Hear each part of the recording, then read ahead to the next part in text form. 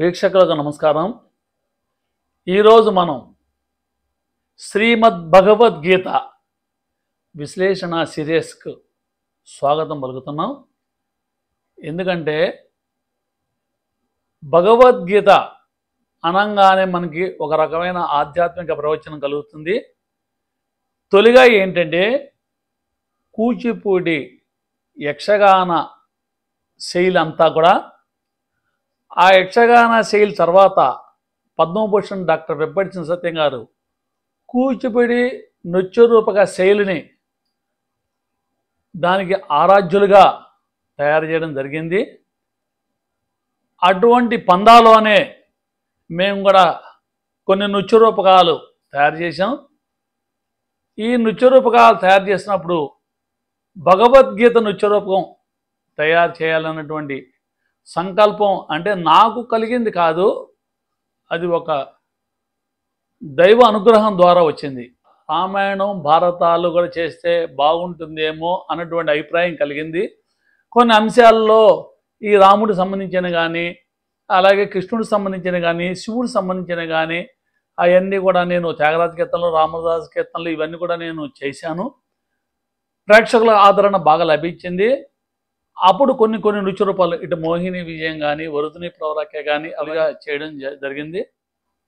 కృష్ణమూర్తి గారని బొంబాయి ఆంధ్ర మహాసభ దాంట్లో ఉన్నటువంటి ఆయన అప్పుడు ఆ టైంలో ప్రెసిడెంట్ సెక్రటరీగాను ఎక్కడ వర్క్ అక్కడ ఉండేవాళ్ళు బొంబాయిలో. వారు ఓసారి మేము అన్నమయ్య నృత్య రూపకానికి వెళ్ళినప్పుడు కానీ, సోలో నృత్య రూపకాలు చేసినప్పుడు మా శైలి విధానం అన్నీ కూడా ఆయన నచ్చి చావలి పేరమ్మగా రాసినటువంటి, అంటే కీర్తిశేషులు చావలి పేరమ్మగా రాసినటువంటి ఒక భగవద్గీత గురించి కొన్ని మా దగ్గర కొన్ని పాటలు ఏదో మామూలుగా తరంగాల్లాగా ఉన్నటువంటి కొన్ని పాటలు మా దగ్గర ఉన్నాయండి. అది చేస్తే బాగుంటుంది అన్నట్టుగా అన్నారు నాతో. అప్పుడు ఇటువంటి అంటే మామూలుగా మేము ఎక్కడికి వెళ్ళినా కూడా ఇటువంటివి జరుగుతూనే ఉంటాయి. వస్తూ ఉంటారు, చెప్తూ ఉంటారు, ఏమంటే ఇది చేయండి అది చేయండి, మా దగ్గర ఈ స్క్రిప్ట్ ఉంది ఆ స్క్రిప్ట్ ఉంటుంది. నేను అలాగే భావించాను. లేదు, పట్టు వదలని విక్రమార్కుల్లాగా ఆయన విజయవాడ వచ్చి దాని గురించి చర్చించారు. ఆ సమయంలోనే మన కుమార సూర్యనారాయణ గారని గాత్రం చక్కగా సంగీతం కూర్చోవడం పాడడం కూడా చేస్తూ ఉంటారు. గాత్రంలో ఆయన మీ విధానం ఏంటండి, ఎలా ఉంటే బాగుంటుందంటే ఆయన సరే ఒకసారి మీ ఇద్దరం కూర్చున్నప్పుడు ఈ భగవద్గీత గురించి నేను చెప్తున్నాను విశ్లేషణ. అది ఎలా జరిగింది, అది విజయవంతం అయిందంటే అది ఎలా అయిందనడానికి మూల కారణాలు అన్నమాట విశ్లేషణ అంటే. సరే సూర్యనారాయణ గారు మామూలుగా ఏదో కృష్ణం కలే సంగీత సుందరం లాగా తరంగాలు ఉంటాయి కదా, ఆ మాదిరిగా ఆ పాటలు ఉన్నాయండి. సరే అంటే ఒకసారి ఆయన పాడమండం, నేను ఏదో కంపోజింగ్ మొదలెట్టాను.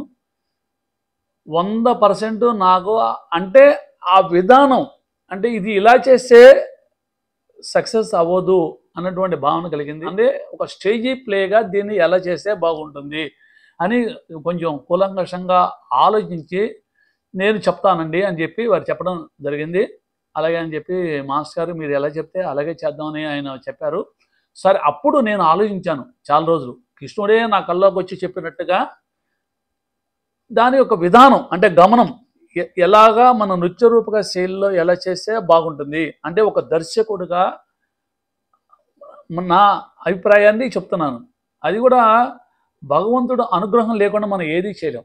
భగవదానుగ్రహంతో అంటే ఆయన ఇలా గమనం ఉంటే బాగుంటుంది అని అప్పుడు ఆలోచించి ఆ కీర్తిశేషులు చావలి పేరమ్మ గారు ఇచ్చినటువంటి ఆ స్క్రిప్ట్, ఆ కొంచెం చిన్న స్క్రిప్ట్ని పక్కన పెడితే దీని ముందు దీనికి వెనకాల మనం ఏది చేయగలము అంటే సాంప్రదాయం చెడకుండా, లేదా అంటే ఇప్పుడు మనకి ఎలా ఉంటుందంటే భగవద్గీత అనగానే ఒక ప్రవచనం లేదా ఒక పురాణం ఇలాగా ఉంటుంది. ఒక అంటే మన చాగంటి కోటేశ్వరరావు గారు కానీ, లేదంటే చిన్నజీయ స్వామీజీ గారు కానీ, లేదా ఎక్కడైనా సరే భగవద్గీత అనగానే అలాగే ఉంటుంది.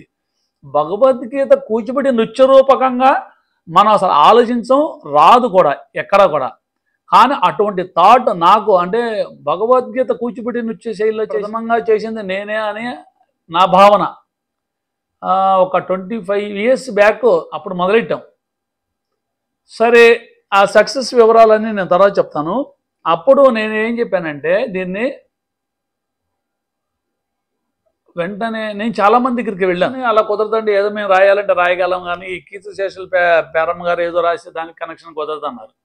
అలాగే నేను ఇంకో పెద్ద పెద్ద వాళ్ళ దగ్గరికి ఇంకా వెళ్ళాను. వాళ్ళ పేర్లు మళ్ళీ బాగుంటుందని వాళ్ళ దగ్గరికి వెళ్ళాను. వెళ్ళి ఇలాగా ఆ గీత అనే స్క్రిప్ట్ ఉందండి, దానికి ముందు భాగంలో నాకు ఇలా కావాలి దాని కనెక్షను, దాని తర్వాత భాగం సంగతి నేను చూసుకుంటానని చెప్పి నేను చెప్పాను. చెప్పినప్పటికీ అలా మేము రాయం, కుదరదు అని ఖచ్చితంగా చెప్పేశారు. నేను చాలా రిక్వెస్ట్ చేశాను.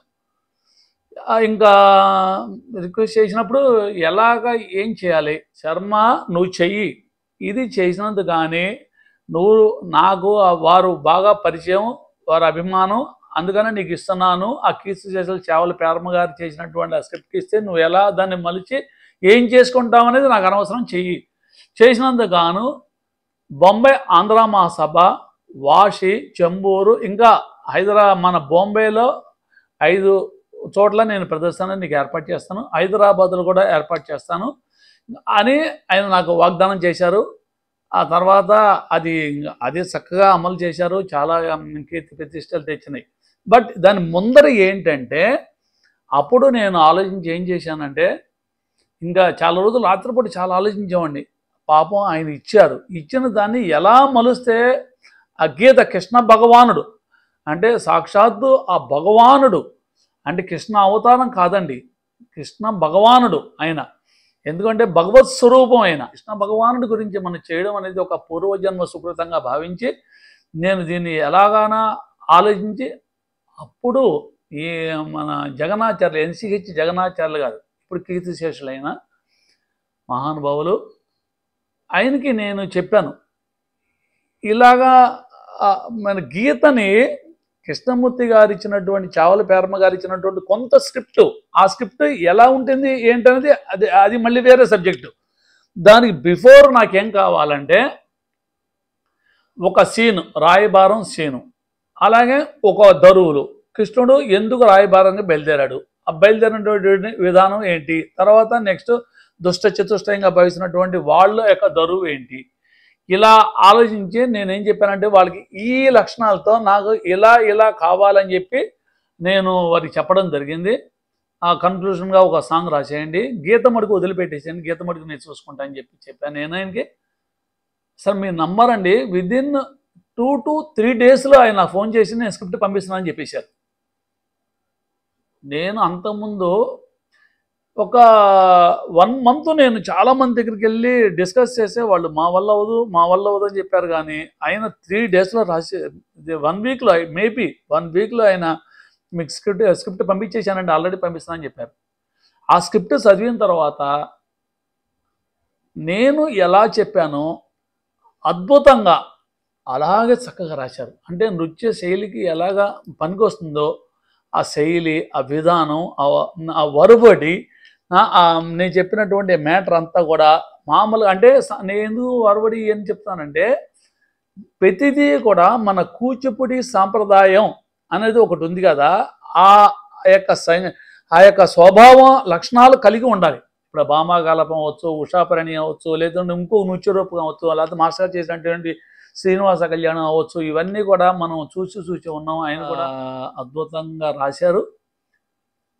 ఆ రాసినటువంటి స్క్రిప్ట్ని బేస్ చేసుకుని అప్పుడు నేను మన కుమార సూర్యనారాయణ గారి దగ్గరికి తీసుకొచ్చి, సార్ ఇలా ఉంది, ఇలా చేద్దామని చెప్పి రాసినటువంటి దాన్ని అంటే ఎలా గమనం ఎలాగా ఫస్ట్ దరువు, తర్వాత రాయబారం సీన్ అయిన తర్వాత కదా గీత యుద్ధభూమిలో కదా, దాని ముందర మనకి ఎలా జరుగుతుంది, ఏం జరుగుతుంది రాయబారం సీన్లో ఈ డిస్కషను, అసలు వాళ్ళు పాండవులు కానీ కౌరవులు కానీ ఆ వాగ్వివాదం ఎలా జరుగుతుంది, అలాగే కృష్ణుడు ఏం చెప్తాడు ఎక్కడ అని. ఇది యాక్చువల్గా ఇది మన తిరుపతి కవులు పాండవోద్యోగాలు జరిగినటువంటి విధానం నాకు తెలియదు. ఈ డ్రామా ప్రదర్శించిన తర్వాత డ్రామా ఆర్టిస్టులు చాలామంది వచ్చి నాకు చెప్పారు, మేము రాయబారం సీను అవన్నీ చేస్తామండి నాటకాల్లో. యాక్చువల్ 100% నేను వాళ్ళది ఎప్పుడు నేను చూడలేదు. నాకు అంత ఐడియా కూడా లేదు. నేను నా డాన్స్, నా కూచిపూడి శైలి మీద కాన్సంట్రేషన్ చేశాను. ఈ డ్రామా ప్రదర్శన తర్వాత వాళ్ళొచ్చి ఇంత అద్భుతంగా ఉందండి. దీంట్లో అనేక రకాల సన్నివేశాలని ఎలాగ మీరు ప్రదర్శించి చిత్రీకరించారు, ఈ ఐడియా మటుకు చాలా బాగుందని చెప్పారు. అప్పుడు అనుకున్నాను, ఓహో! మన కృష్ణ భగవానుడు మన కల్లో కనిపించి ఇలా చెప్పి ఉంటాడు. లేకపోతే మనకెలా వస్తుంది? ఒక సామాన్య మానవులైనటువంటి మనకి ఇంత ఐడియా ఎలా వస్తుంది అని అప్పుడు నాకు అనిపించింది అనమాట. ఇలా ఈ దొరువుతో స్టార్ట్ చేసి కృష్ణుడు ప్రవేశ దొరువుతో మొదలెట్టేసేసి, అంటే రాయబారంగా బయలుదేరతాడు. ఆయన ఏం చెప్పాలనుకుంటున్నాడు, అలాగా దుష్ట చతుష్టయంగా ఒక దరువుతో బయలుదేరితే. దరువు అనే వర్డ్ నేను ఎందుకు వాడుతున్నానంటే, కూచిపూడి సాంప్రదాయం, అలాగే యక్షగాన శైలి, ఇవన్నీ కూడా ఎలా ఉంటాయి అని మనసులో ఆలోచించుకొని ఇలా చేస్తే బాగుంటుంది, అంటే వరుస క్రమాన్ని ఇలా తీసుకొచ్చి చేస్తే బాగుంటుంది. డాన్స్లో మనం ఎలాగో కంపోజ్ చేస్తాం, దాన్ని అది వేరే సంగతి. అయితే గమనం కూడా మన శైలి ఉండాలి. దరువు సాంప్రదాయం ఎక్కడ చేయాలి, ఆ దరువు సాంప్రదాయం పద్యం ఎక్కడ రావాలి, శ్లోకాలు ఎక్కడ రావాలి, ఇవన్నీ కూడా మన జగన్నాచార్యులు గారు రాసినటువంటి దాన్ని కూడా మీ ఇద్దరం కూర్చొని నేను ఎక్కువగా ఇక్కడ శ్లోకం వస్తే బాగుంటుంది. ఇప్పుడు యాక్చువల్గా ఈ రాయబారం సీన్ ఒరిజినల్గా ఏం జరుగుతుందంటే, అసలు మామూలుగా కృష్ణుడు సందేశం చెప్తాడు, దుర్యోధనుడు నో చెప్తాడు. దీంట్లో మిగతా వాళ్ళ యొక్క ధృతరాష్ట్రుడు కూడా మన సంధి చేసుకో అంటాడు, దుర్యోధనుడు వెంటు, అంతే అయిపోతుంది. అలా చెప్తే మనకి గమనం ఎలా ఉంటుంది? అలా కాదు. గమనం అంటే ఇప్పుడు మనకి అంటే ఇప్పుడు చదువుకోవడానికి అయితే బాగుంటుంది. ఏంటి, కృష్ణుడు చెప్పాడు దుర్యోధనుడు అన్నాడు, కృష్ణుడు చెప్పాడు దుర్యోధనుడు అన్నాడు, అలా కాదు కదా.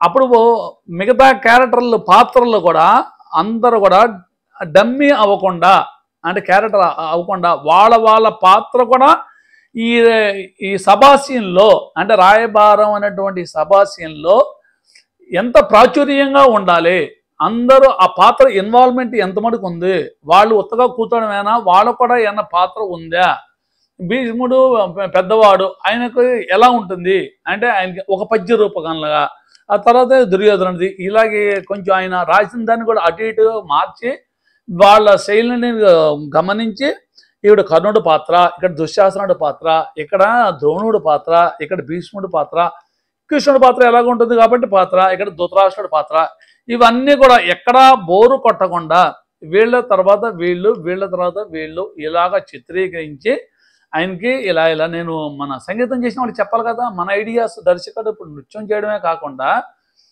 చాలామంది కూడా అక్కడే కొంచెం అటు ఇటు అవుతూ ఉంటారు. ఎవరైతే దర్శకులు ఉన్నారో వాళ్ళకి ఫస్ట్ దృశ్యం ఉండాలి. ఆ దృశ్యాన్ని మన సంగీతం మ్యూజిక్ చేసే వాళ్ళకి మనం చెప్పగలిగి ఉండాలి. లేదంటే సంగీతం సరిగా చేయలేదండి, ఆ స్క్రిప్ట్ సరిగా రాయలేదండి అనేస్తారు గబిక్కున. అలా కాకుండా మనం ఈ స్క్రిప్ట్లో ఎంత మటుకు ఈ నృత్య రూపకంగా ఒక స్క్రీన్ ప్లే ఎంత మటుకు మనకు ఉంది, ఆ స్క్రీన్ ప్లే తగినట్టుగా ఇప్పుడు సంగీతం అంతా చేసిన తర్వాత మనకి ఇది కాదండి, ఈ పాట తీసుకొచ్చి వెనకాల పాట ముందర పెట్టామనుకోండి, వాళ్ళకి రాగానికి కనెక్షన్ దెబ్బతింటుంది. అందుకనే సంగీతం చేసే వాళ్ళకి ఒక దర్శకుడు ముందరే సూచించాలి, ఈ పద్యం తర్వాత ఈ దరువు వస్తుంది, లేదంటే ఈ వీళ్ళ శ్లోకం వస్తుంది, వీళ్ళ దరువులాగా వస్తుంది, అంటే కన్నం చిన్న చిన్న జతి వస్తుంది, ఇక్కడ నృత్యం వస్తుంది, ఇక్కడ రాజనైతిక నృత్యం వస్తుంది. ఇలాగ మనం విడివిడిగా సపరేట్ కనుక చేస్తే అప్పుడు మనకి సక్సెస్కి ఒక కారణం అవుతుంది. ఇలాగా చేసుకొని అప్పుడు అసలు చేవల్లి పేరమ్మ గారు రాసినటువంటి సిట్ అప్పుడు తీసాం బయటికి. కృష్ణమూర్తి గారు మాకు ఇచ్చారు, ఆయన మాట మీద మనం తప్పకుండా దీన్ని చెయ్యాలి. ఆ విధానంగా ఇప్పుడు జతితో ఎంటర్ అవుతాం. ఆ తర్వాత అంటే జతి అంటే ఇక్కడ జతి ఇంపార్టెన్స్ కాదు, మ్యూజిక్తో యుద్ధ భూమికి వస్తారు. యుద్ధ భూమికి వచ్చిన తర్వాత ఏంటనే అమ్మో ఇంతమంది ఇలా గురువులు వీళ్ళందరూ ఉన్నారు కదా, తాతలు తండ్రులు గురువులు, వీళ్ళందరినీ యుద్ధం చేయడం అని నా వల్ల కాదన్నప్పుడు అప్పుడు గీత వస్తుంది. ఇక్కడ సరే దాని గురించి మనం ప్రజెంటేషన్ ఉన్నప్పుడు అంటే ప్రాక్టికల్గా మీకు దృశ్యం కొంత చూపిస్తుంటాం కదా, దాని గురించి అప్పుడు నేను వివరణ ఇస్తాను. ఇప్పుడు నేను ప్రథమంగా ఇది చెప్పే విశ్లేషణ ఏంటంటే, ఈ భగవద్గీతని ఇక్కడ మెయిన్ మనకి ప్రాజెక్ట్ మెయిన్ భగవద్గీత, ఇవన్నీ సపోర్టెడ్. ఇప్పుడు ఈ భగవద్గీత చేసినప్పుడు ఇక శ్లోకం ఎక్కడ రావాలి, డైలాగ్ ఎక్కడ రావాలి, పాటగా ఎక్కడ రావాలి, మ్యూజిక్గా ఎక్కడ రావాలి, పద్యంగా ఎక్కడ రావాలి, ఇలాగా డివిజన్ చేసేసే మొత్తం ఆయన చేసినటువంటి ఇప్పుడు సాంఖ్యయోగం, కర్మయోగం ఇవన్నీ ఉన్నాయి కదా, ఆ యోగాలు అన్నీ కూడా అన్నీ తీసుకుని సబ్జెక్టులు తీసుకొని అవన్నీ అసలైన ఎలా చెప్పారు కృష్ణ భగవానుడు. అసలు కృష్ణ భగవానుడు భగవద్గీత కోసమే ఆయన జన్మించి ఉండవచ్చు అన్నటువంటి భావన కలుగుతుంది. ఇప్పుడు ఎంతోమంది వాళ్ళు దుర్మార్గుల్ని, దుష్టులని అందరినీ చిన్నప్పటి నుంచి భాగవతం నుంచి ఆయన సంహరిస్తూనే ఉన్నాడు, అయిపోతుంది. కానీ ఆయన చెప్పినటువంటి ఒక సందేశం, గీతోపదేశం అన్నమాట. అర్జునుడికి మనం అనుకుంటాం అర్జునుడికి కృష్ణుడు బోధించాడు, అది సకల ప్రాణికి సకల ప్రజలకి ఉపయోగపడేటువంటి సందేశం అనమాట. కృష్ణ భగవానుడు వాక్ అనమాట. అటువంటి కృష్ణ భగవానుడు అర్జునుడి కోసం చెప్పింది కాదు. అసలు మెయిన్గా ఏంటంటే ఆయన మానవుడు ఎలా ఉండాలి, కర్మయోగం ఎలా చేయాలి, నా కర్మని దాల్తే అది కర్మయోగం మనం ఏం చేయలేములే అనుకుంటారు చాలామంది. కర్మయోగం కాదు, అర్జునుడికి అని చెప్పాడు, నువ్వు యుద్ధం చేసినా వాళ్ళు చచ్చిపోతారు, యుద్ధం నువ్వు చేయిపోయినా వాళ్ళు బతికేది లేదు. అప్పుడు ఆయన విశ్వరూపం చూపించడం, ఆ విశ్వరూపంలో వలన ఆయనకి జ్ఞానోదయం కలిగింది. అది చాలామంది అనుకుంటారు ఏంటి కృష్ణ భగవానుడు విశ్వరూపం అందరూ ఎదుర్కొంటే ఎలా చేశారని. కృష్ణుడు అర్జునుడు ఏదో పక్కకి వెళ్ళి మాట్లాడుకున్నారని చెప్పి మిగతా వాళ్ళందరూ అనుకోండి ఉండొచ్చు. అది కనిపించింది ఎవరికి? అర్జునుడికి కానీ, తర్వాత వ్యాస భగవానుడికి కానీ, భీష్ముడు కూడా కనిపించిందని కొంతమంది చరిత్ర చెప్తుంది. అది అంతమడికే, మిగతా వాళ్ళు ఎవరికి కనిపిస్తుంది. కృష్ణుడు అర్జునుడు ఏదో మాట్లాడుకున్నారని అనిపిస్తుంది. కానీ ఆ మాటలన్నీ కూడా మనకి ప్రపంచానికి, ఆనాడికి ఈనాడికి భవిష్యత్ తరాల వారందరికీ కూడా ఇంత అద్భుతంగా మనకి ఉపయోగపడుతుందని చెప్పడానికి ఇటువంటివి మనం కొంచెం చేస్తున్నాం అన్నమాట. యదా యదా ఈ ధర్మస్య గ్లానిర్భవతి భారత అభ్యుత్థానమధర్మస్య తదాత్మానం సృజామ్యహం. ధర్మము ఎప్పుడు సన్నగిలుతుందో, అధర్మము అభివృద్ధి చెందుతో ఆయా కాలమునందు కృష్ణ భగవానుడు వచ్చి దుష్ట చర్యలన్నీ కూడా అంతం చేసేటువంటి ఆ భగవానుడు పుడతాడు అని ఆనాడు చెప్పాడు. అది ఆనాడు ఈనాడు ఏదో ఒక రూపంలో రావడం జరుగుతుంది. ఇంత అద్భుత శైలి అంటే ఒక భారతం చేస్తున్నందుకు నాకు చాలా ఆనందంగా ఉంది. ఆ స్క్రిప్ట్ అద్భుతంగా ఆయన రాయడం, దీన్ని మనం చక్కగా మలచడం, ఈ మలిచినటువంటి దాన్ని మన సూర్యనారాయణ గారు చక్కగా సంగీతం కూర్చోవడం, ఈ మూడు ఇంత ముడుకు కలిసి వచ్చినాయి మాకు. ఇప్పుడు పాత్రలు ఎవరైతే బాగుంటుంది, ఇక నెక్స్ట్ దాన్ని నృత్యరూపకం చేయాలంటే మనం చేసేసుకుంటామంటే బాగుండదు. ఒక దర్శకుడికి విజన్ తగినటువంటిగా పాత్రలు కావాలి. అప్పుడు అసలు కృష్ణుడి పాత్ర ఎవరేస్తారు, అలాగే మిగతా విలన్ క్యారెక్టర్స్, అర్జునుడి క్యారెక్టర్లు, మిగతా క్యారెక్టర్ని కూడా పాత్రోచిత్యంగా, మరి పాత్రోచిత్యంగా లేకపోతే మరి డ్రామా సక్సెస్ అవ్వదు కదా. నృత్య రూపకానికి సోలో డ్యాన్స్ అదే తేడా. సోలో డ్యాన్స్ అంటే ఎలాగోలా చేసేస్తాం, నృత్య రూపకానికి నృత్యం కన్నా పాత్ర ఔచిత్యం చాలా ఇంపార్టెంట్. ఆ పాత్ర తగినటువంటి పాత్రధారి ఉండాలి. అందుకని ఇప్పుడు మనం ఎన్ని చూసినా కూడా ఆ పాత్ర సినిమాలు ఎన్ని చూసినా, లేదా రూపకాలు ఎన్ని చూసినా, పూర్వకాలంలో యక్షగానాలు ఎన్ని చూసినా, మన కూచిపూడి పూర్వీకులు చేసినటువంటి ఆ అద్భుతమైనటువంటి వాళ్ళు చేసినటువంటి ఆ శైలి చూడడం వల్ల మనకి ఏంటంటే పాత్ర ఔచిత్యం అన్నమాట. మనకి భరతముని కానీ, నందికేశ్వరుడు కానీ కొన్ని పాత్రలు చెప్పారు. అంటే ఈ పాత్రలు ఎలా ఉండాలని, ధీరోద్ధతుడు, ధీరోద్ధతుడు, ధీరలలితుడు, ధీరశాంతుడు, ఈ లక్షణాల్లో మనకి ఆ పాత్ర తగినటువంటి ధీరోదాత లక్షణాలు కలిగినటువంటి వాళ్ళు ఎవరు? ధీరోద్ధతుడు దుర్యోధనుడు ఎలా ఉండాలి, ఆ పాత్ర రసాన్ని తగినటువంటిగా, ఆ పాత్ర ఆ సన్నివేశాన్ని తగినట్టుగా ఉండాలి. మనం ఆయన చూపించినప్పుడు ఆ కౌరవ సభలో కానీ, యుద్ధంలో కానీ ఆ కృష్ణుడి మాట వినపోవడం కానీ ఇవన్నీ ఉన్నాయి.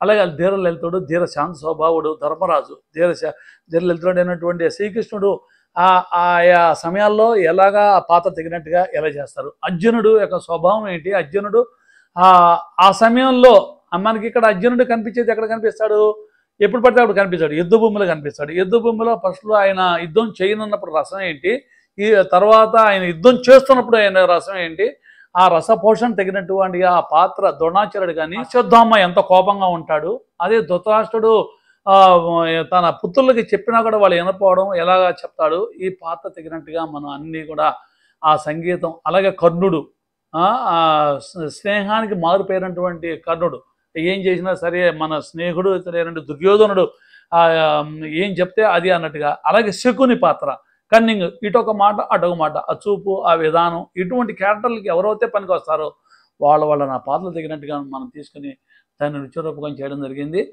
సరే ఇవన్నీ కూడా విశ్వరూపంగానే అనేక రకాలుగా మనం చేసాం. ఆ సీన్ వచ్చినప్పుడు నేను దాని గురించి మళ్ళీ ఇంకా బాగా వివరిస్తాను. ఇప్పుడు ఈ నృత్య రూపకాన్ని దాదాపు 24 సంవత్సరాల క్రితం చేసాం. మొదటి 5-6 సంవత్సరాల్లోనే దాదాపు 100 to 150 దాకా ప్రదర్శనలు చేయగలిగాం. అప్పుడు మీరు అసలు చాలా ఆశ్చర్యం అన్నమాట. ఎక్కడ ఎప్పుడు ఈ ప్రదర్శన చేసినా సరే మాకు అద్భుతం అనకుండా లేదు. మేము విజయవాడలో తెలుగు చేసాం, అలాగే బొంబాయిలో చేసాం, హైదరాబాద్లో చేసాం, ఇంకా ఎన్నో సభలు ఇస్కాన్ ఏంటి, తిరుపతి ఏంటి, ఇలా ఎన్నో సభలు అన్నీ కూడా ఇప్పటిదాకా కూడా అది క్యాసెట్తో చెల్లేదు, అన్ని లైవ్ ఆర్కెస్ట్రాతోనే ఇలా చేయాలని చేసాం. భగవద్గీత అనగానే మంది అన్నిటికన్నా ముఖ్యం ఏంటంటే 2003 సంవత్సరం చివరిలో ఆంధ్రప్రదేశ్ గవర్నమెంట్ వాళ్ళు ఒకటి అనౌన్స్ చేశారు, నృత్య రూపకాలు కానీ యక్షగాన కానీ ఇవన్నీ ఒక పోటీ పెడదాము అని.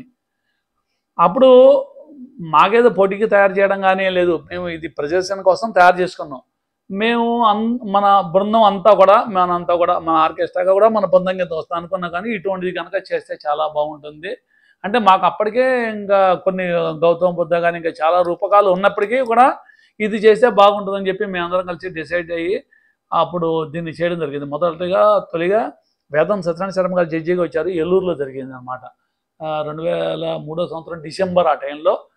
తర్వాత అలాగా 30 నృత్య రూపకాలు అంటే చాలా ప్లేసులో అలా కొన్ని 10 ప్లేసులు ఆంధ్రప్రదేశ్ మొత్తంలో అప్పుడు ఉమ్మడి ఆంధ్రప్రదేశ్ అలా కలిసి ఉన్న టైంలో దీన్ని పోటీ పెట్టారు. పోటీ పెట్టినప్పుడు అప్పుడు ఫస్ట్లో మాకు ఫస్ట్ ప్రైజు. అలాగే కొన్ని రూపకాలు కలిపి 2004 సంవత్సరం జనవరి 3, 4, 5, 2, 3, 4 మొత్తానికి ఆ డేట్లలో మొదటగా 10 డ్రామాలు సెలెక్ట్ చేశారు. అంటే 30 డ్రామాలు 10 డ్రామాలు సెలెక్ట్ చేసినప్పుడు అప్పుడు కళాక్షేత్రంలో విజయవాడ తుమ్మలపల్లి కళాక్షేత్రంలో పోటీ పెట్టడం జరిగింది. అప్పుడు కూడా మాకు ఫస్ట్ ప్రైజ్ వచ్చింది. అంటే ఏంటి, 30లో ఒక వింగ్లో ఫస్ట్, అలాగే ఆ వింగ్లన్నీ కలిపి 10 డ్రామాలు సెలెక్ట్ చేసి 10 డ్రామాల్లో మాకు ఫస్ట్ ప్రైజ్ వచ్చింది. అప్పుడు కూడా సత్యనారాయణ శర్మ గారు, ఉమారామారావు గారు, మన తెలుగు యూనివర్సిటీ ప్రొఫెసర్ పిహెచ్డి ఆవిడ, వారు అందరూ రావడం జరిగింది. తర్వాత వచ్చి మళ్ళీ ఇంక ఫైనల్గా 3 డ్రామాలు వచ్చినాయి. 3 డ్రామాల్లో 10 డ్రామాల్లో 3 డ్రామాల్లో ఏది ఫస్ట్, సెకండ్, థర్డ్లో ఏది ఉండాలి అని మళ్ళీ వాళ్ళు సెలక్షన్ చేశారు. 3 తీసుకున్నారు. దీంట్లో ఫస్ట్, సెకండ్, థర్డ్ ఏది అనేది ఫైనల్గా శ్రీనారాయణ రెడ్డి గారు కూడా ఉన్నారు ఆధ్వర్యంలో, అభ్యాస్ శ్రీకాంత్ గారి డైరెక్షన్లో, ఇటు ఆంధ్రప్రదేశ్ గవర్నమెంట్ సాంస్కృతిక శాఖ, తర్వాత ఏమో ఏపీ టూరిజం, తర్వాత ఏమో సౌత్ జోన్ కల్చరల్ సెంటర్, వీళ్ళందరూ కలిపి దాన్ని ఆర్గనైజ్ చేస్తున్నారు. అటువంటి ఆర్గనైజ్ చేసినటువంటి ఆ టైంలో శోభానాయుడు గారు వాళ్ళు మెయిన్ ఫైనల్ ఇంకా జడ్జిమెంట్లో వారు కూర్చున్నారు. అప్పుడు ఈ ఇప్పుడు మేము 1.5 గంటలు 2 గంటలు చేసాం కదా, అలా కాదు, దానికి 30 minutes మాత్రం ఇచ్చారు. ఇప్పుడు లైవ్లో చేసినప్పుడు ఏమవుతుంటే 30 minutes 35 అవ్వచ్చు, ఇంకా చాలా ప్రాబ్లం వస్తుంది. అందుకని మేము చాలా పకడ్బందీగా చాలా ఆలోచించి 27 నిమిషాలు లేదంటే 28 నిమిషాల్లో భగవద్గీత మొత్తం నృత్య రూపకాన్ని మొత్తం యుద్ధం దగ్గర నుంచి ధర్మరాజు పట్టాభిషేకం దాకా అలా చూపించిన తర్వాత ఇంకా శోభానాయుడు గారు చెప్పారు, ఇంకా దీనికి తిరుగులేదండి, ఈ డ్రామాని మీరు ఇంకా మేము ఫస్ట్ ఇవ్వకపోవడం అనేదే లేదు అసలు, అహో అద్భుతం అని చెప్పి ఆయన చెప్పడం జరిగింది. ఫస్ట్ ఇచ్చేశారు. అదే స్వర్ణ సిద్ధేంద్ర యోగి ఈ అవార్డుని ఆ రోజు మనం గెలుచుకోవడం జరిగింది మా బృందంతో.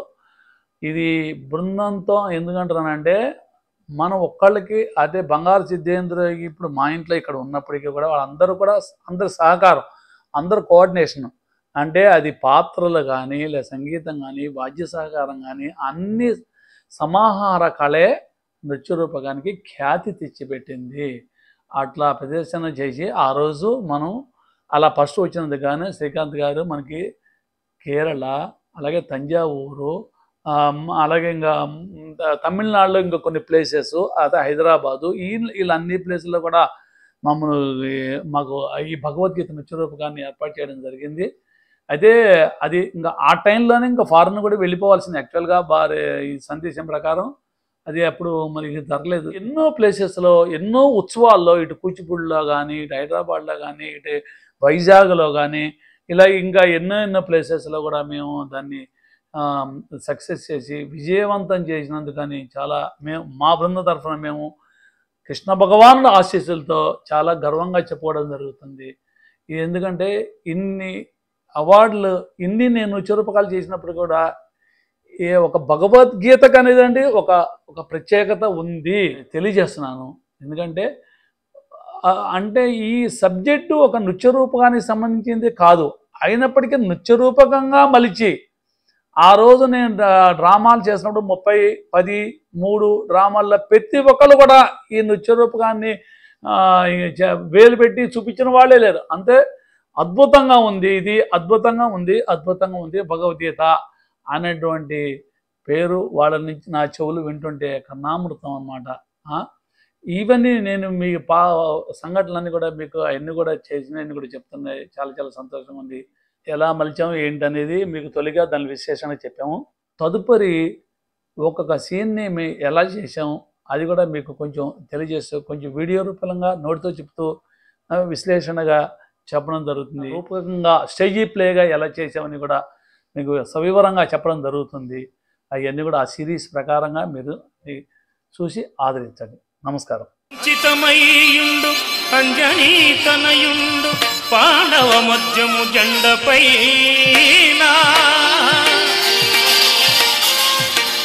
జవనాశములు పూన్సు చందనమ్మును నేను దండముగుని తోలుచుండగానో రథి అయిన పాఠుండు ప్రావీణ్యమగ్గించి శరములనేయని సైన్యములను సామేరి సభలోన సల్పిన బాసలు సత్యమోనట్లుగా జరుగునెడనో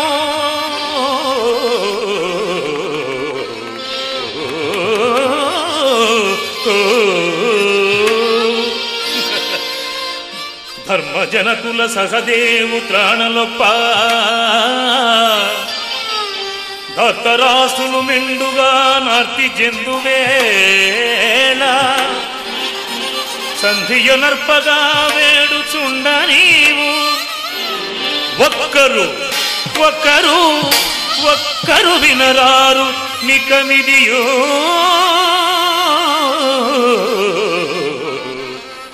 ఒక్కరు వినరారు నికమిదియు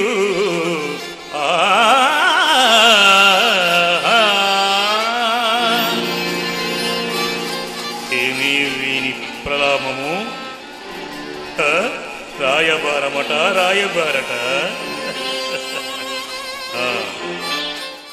జాతశత్రుః మృత్యు ధ్రువం జన్మమృతస్య చ తస్మాద్ పరిహార్యేతే న త్వం శోచితుమర్హసి న త్వం శోచితుమర్హసి. అనేక భుజములు గల నీ విశ్వరూపమును ఉపసంహరించి కిరీటము చక్రమును ధరించిన నీ సహజ సుందరమైన స్వరూపమును దర్శించగోరుతున్నాను కృష్ణ. నీ సహజ సుందరమైన స్వరూపమును దర్శించగోరుతున్నాను. నేను ఏమి చేయను, నాకు నా కర్తవ్యం బోధించను. విజయస్తుడు ఏ కాలమున ధర్మమునకు హాని కలుగును, అధర్మము వృద్ధి నందును. ఆయా సమయమునందు శిష్ట రక్షణ, దుష్ట శిక్షణ, ధర్మ సంరక్షణల కొరకు ప్రతి యుగమున అవతారము దాచుతున్నాను.